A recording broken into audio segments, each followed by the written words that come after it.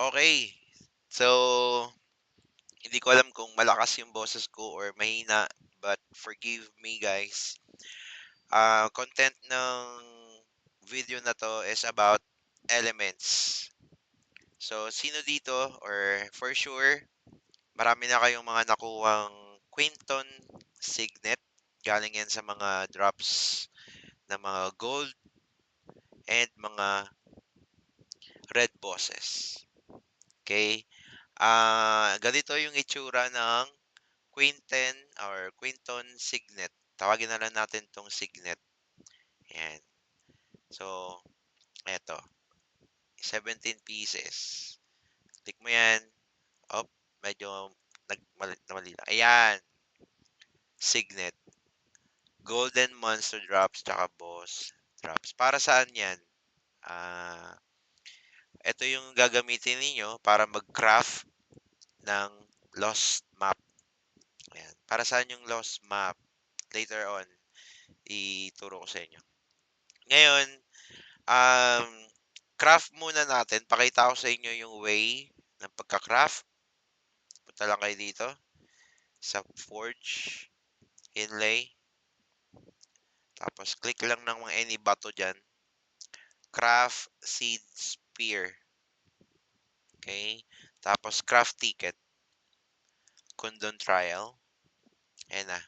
So, dito, nagre-require ng 5 signet kada isang craft ng lost map.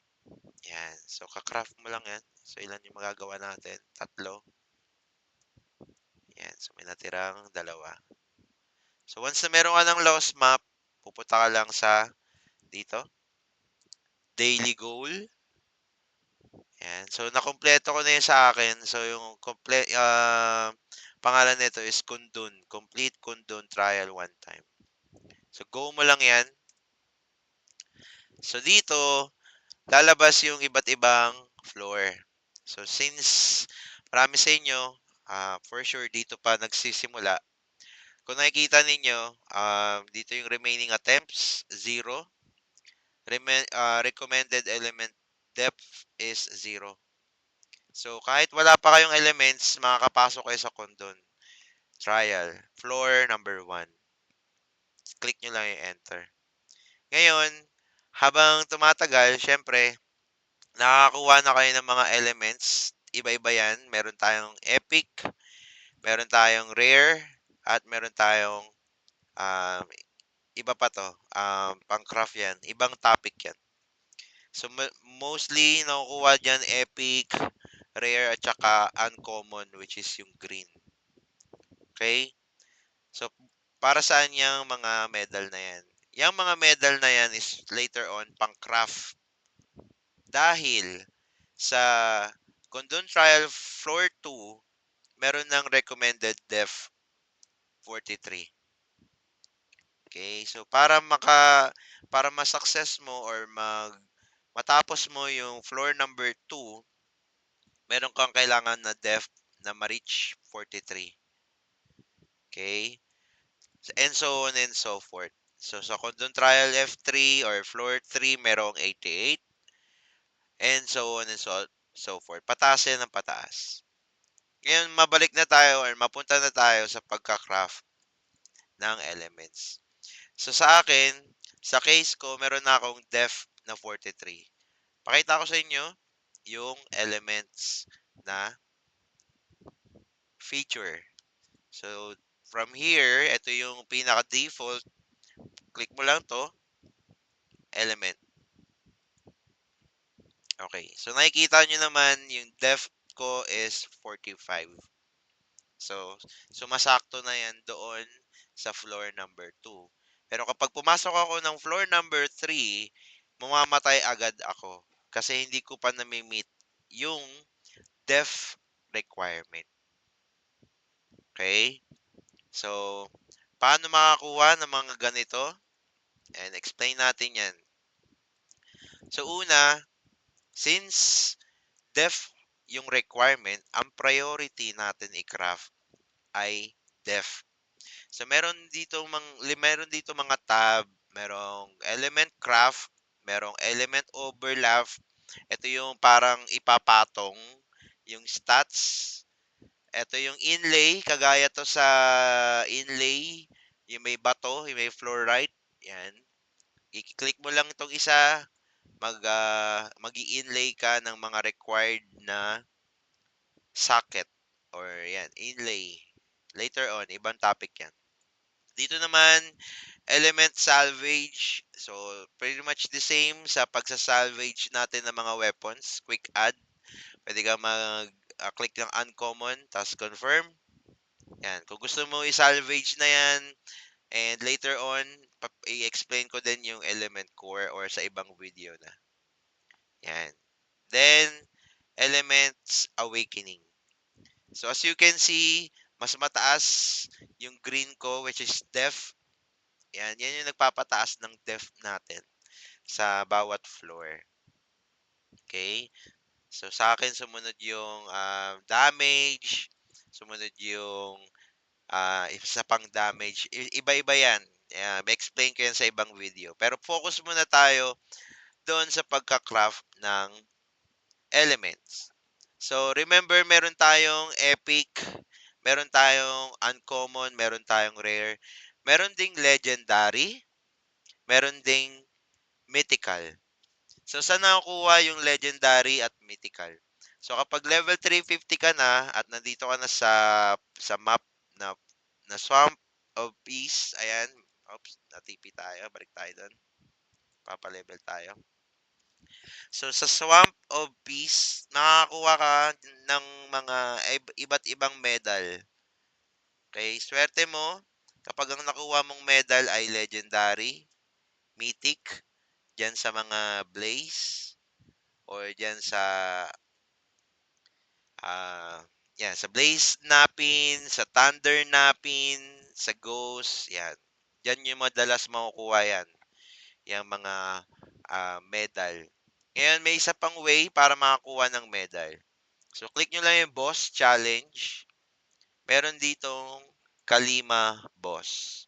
Yung Kalima boss is, dito yan, merong Kalima 1, nandun yan sa temple, sa DR or dun sa cross server map. Kiklik nyo lang to. Kung may buhay dyan, puntahan nyo lang. Pero prone yan sa PK. Yan. Kaya yan nagkakaroon ng PK kasi ang madalas or kadalasang drop dito ay mythical. Yan, mythical ulit. Yan, iba-iba. Mythical. May legendary din dyan. Meron ding epic. Depende sa swerte na meron ka. So, kung makakuha ka ng mythical, um, mamalaki ang mabebenta mo or mahal to. Mahal ang mga mythical na medal.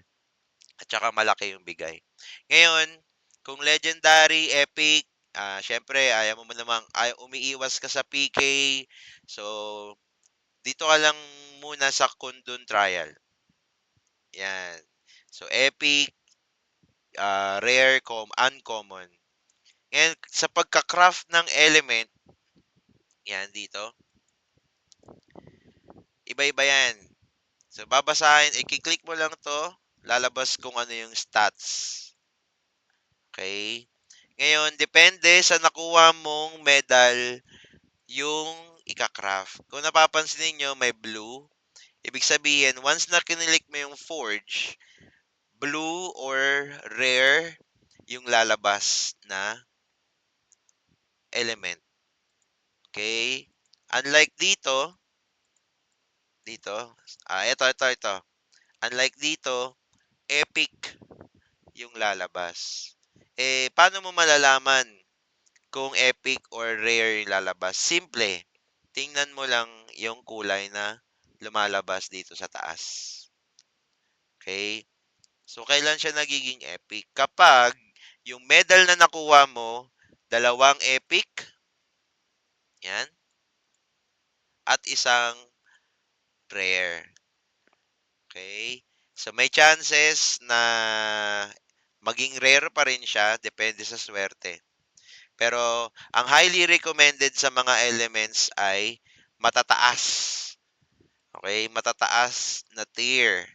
So, legendary, epic, or mythical. So, kung mythical, kung puro mythical yung ika-craft mo, for sure, mythical din yung lalabas na element. Ayan. So, bicolor siya. Ayan, kung papansin nyo. Ayan. So, dalawang epic, isang rare. Kapag kinilik ko yung forge, lalabas, epic. Okay?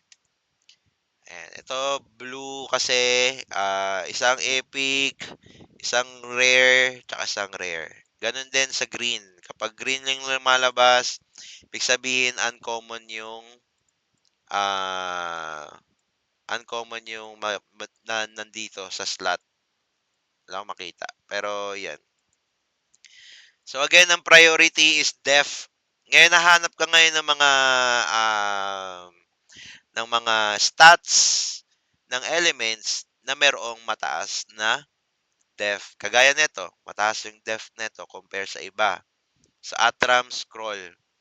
So, ang composition niya, isang Rage, Epic, isang Rare, tsaka isang Holy Medal Epic. Yan. Pwede ba siyang palitan? Yes, pwedeng palitan. Kikross mo lang to. Kaso, kailangan mong mamili dyan kung ano yung lalabas. Okay?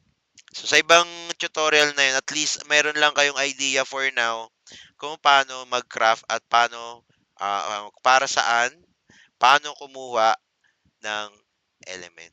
So, more guides, guys, I highly suggest bago kayo mag-craft, bukod sa nalalaman nyo sa akin kasi hindi naman perfect yung mga information na alam ko. Ito ay observation lamang. Pero, kung gusto nyo mas marami pang malaman, click nyo itong question mark. Bawat,